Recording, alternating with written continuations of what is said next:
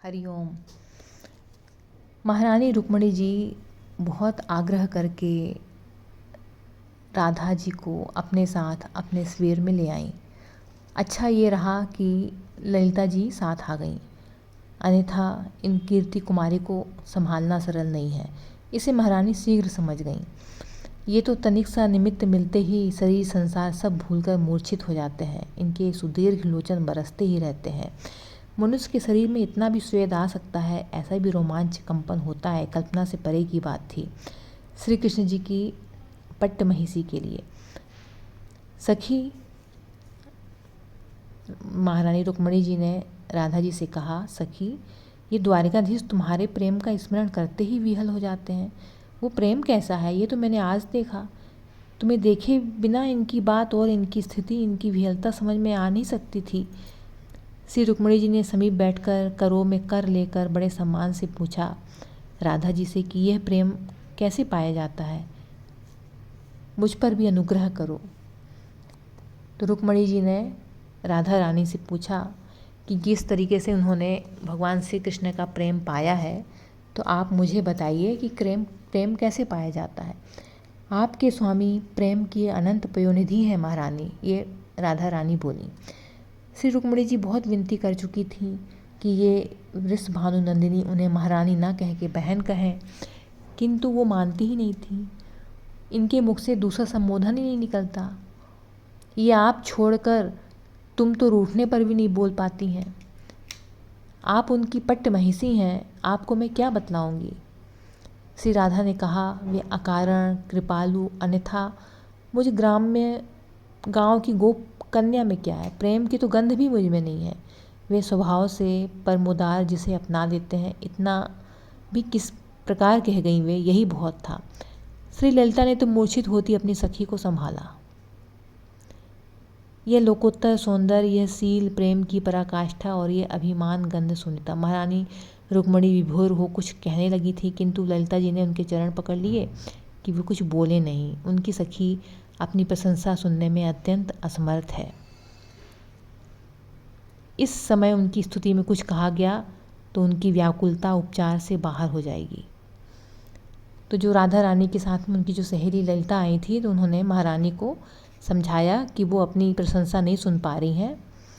अब आपने कहा उनकी प्रशंसा में तो वो बेचैन हो जाएंगी, व्याकुल हो जाएंगी। महारानी रुक्मिणी ने फिर कुछ नहीं पूछा, पूछने को कुछ था भी नहीं। श्री कृष्ण प्रेम परवश हैं, ये भली प्रकार जानती हैं, और विशुद्ध प्रेम की कोई प्रतिमा बने तो कैसी होगी। इसके दर्शन आज उन्हें प्रत्यक्ष हो गए। सच्चे मन से पूरे प्रेम और स्नेह से महारानी स्वयं श्री राधा के सत्कार में लगी रहीं।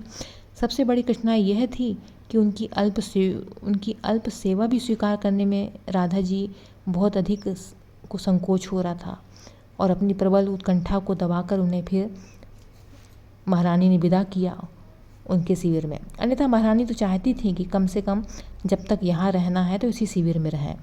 उनकी समस्त परिचर्या स्वयं महारानी को करने का सौभाग्य प्राप्त हो। उनमें संदेह नहीं था कि श्री राधा की सेवा कर पाएँ तो उनको स्वामी का बहुत अधिक प्रेम स्वतः प्राप्त हो जाएगा। श्री राधा विदा हो गईं तो रात्रि में महारानी अपने आराध्य की सेवा में अत्यधिक उल्लास लिए पहुंची।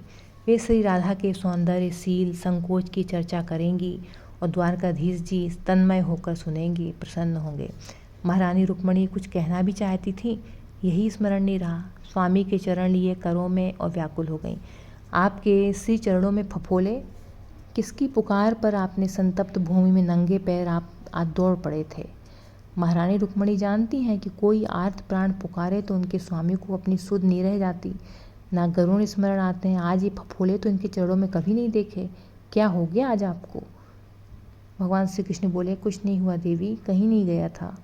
श्री कृष्ण जी स्नेहपूर्वक कुछ हंसकर बोले, यह तो तुम्हारे ही तनिक प्रमाद से हो गया, किंतु कोई चिंता करने की बात नहीं है। तो महारानी ने कहा, मेरे प्रमाद से। बड़े आश्चर्य से पूछी, मुझसे यह अपराध हुआ। अपराध नहीं, केवल किंचित प्रमाद। श्री कृष्ण जी बोले। श्री कृष्ण जी ने प्रियतमा पत्नी का हाथ अपने हाथ में लिया। उन्होंने कहा कि तुमने वृषभानु नंदिनी जी यानी राधा जी को जो दूध पीने के लिए दिया वो ठीक से शीतल नहीं हुआ था, तुम्हारे हाथ से दिया गया। अतः उसे मेरा ही दिया समझकर वे पी गई। मैं समझी नहीं स्वामी। रुक्मणी जी के नेत्र भर आए। उनके प्रमाद से उनके आराध्य चरणों में फफोले पड़े हैं। मेरा चरण उनके हृदय में सदा स्थिर निवास करते हैं। श्री कृष्ण जी ने स्पष्ट बात की। वह उष्ण दुग्ध श्री कीर्ति कुमारी के लिए असहाय था। उसका ताप इन चरणों पर भी तो पड़ता। ओह महारानी जी, महारानी रुक्मणी उस चरणों पर ही मस्तक रखकर फूट कर रो पड़ी। आज वे इस समय समझ सकी कि एक प्राण दो देह का क्या अर्थ होता है। उनके आराध्य और उनके वृषभानु नंदिनी में कितना अभेद है। इन्हें वे उनके सील संकोच का वर्णन सुनाने की इच्छा कर रही थी। श्री राधा तो ब्रजांगनाओं की मुकुटमणि है, किंतु महारानी रुक्मणी को लगा कि व्रज के शिविर में जो भी आए हैं तो स्त्री पुरुष युवा वृद्ध सब विशुद्ध प्रेम प्रतिमा है। त्रिभुवन में कहीं उनकी तुलना नहीं। व्रजजनों के चरण स्मरण से पुरुष को श्री कृष्ण प्रेम की प्राप्ति होती है। देवी देवर्षि नारद की यह बात सब अंतःकरण में गूंजती रहती। व्रज जनों के प्रेम की स्पर्धा कहाँ, उनकी सेवा मिलना भी बड़ा सौभाग्य है, किंतु वो भी कहाँ मिलती है। उस शिविर में जाने पर सब सेवा ही करना चाहते हैं, सब संकोच की मूर्ति हैं। मैया यशोदा के चरणों में महारानी कुछ काल बैठ पाती हैं, किंतु वहाँ भी अपार स्नेह पाया जा सकता है। सेवा का अवसर वहाँ भी नहीं है। वे महिमामयी तो पुत्री के समान अंक में ही बैठाए रखना चाहती हैं।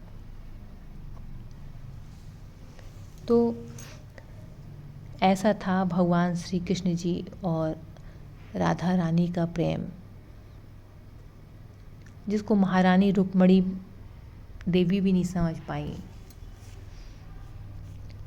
कि उन्होंने राधा रानी को गरम दूध दिया तो भगवान श्री कृष्ण जी के पैरों में छाले पड़ गए, क्योंकि